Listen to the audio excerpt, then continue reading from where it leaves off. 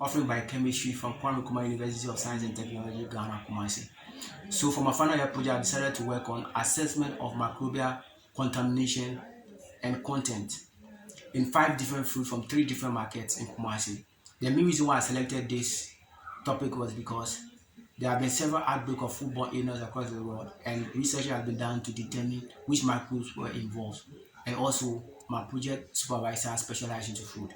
So for my literature reviews, I gave a little bit history about these fruits, their nutritional content, nutritional importance, and also microbes that are associated with them. For my study, it was a cross-sectional study. We bought this fruit from the 3 different markets, and we did our research at Can Lab on Nkrumah University campus.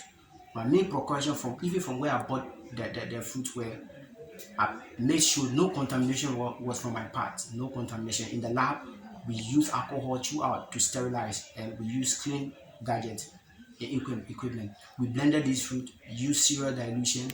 After that, we prepare our eggers using standard autoclave our eggers. After that, our stock culture to 3 cereal dilution. We did a pH and temperature test, because at certain temperature and pH, certain microbes grow or die. We use a biohazard chamber to sterilize, a biohazard chamber and a bouncing burner to sterilize the environment. Pour these eggers into petri dishes, allow them to solidify. Pour our stock culture in petri dishes, incubated them. After that, we did catalyst tests and oxidate tests, confirmation tests to determine if microbes were actually present in them.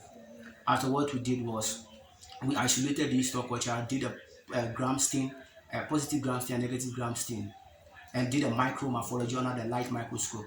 And we did macromorphology. We were able to detect E. coli, Ectobacteriosis, yeast, mold, and A. aerosis, and S. aerosis. For this whole thing, we weren't really able to distinguish pathogenic from non-pathogenic strains of these bacteria, especially E. coli, because we didn't have the resources to really get selective media. From what I observed is that most contamination is not associated with whole food sale. It's mostly based those women who sell by the roadside, already prepared food because of low hygienic condition, and also food processing plant. So I really focus on sterilization. So some of my sterilization method was using UV radiation and sonication. At certain sound frequencies, bacteria would die. The same thing with light. Yeah. But for my conclusion, our food was made whole, because even during our preparation of our food, my friends were eating this food in the lab, and after everything, none of them fell sick. So everything was fine.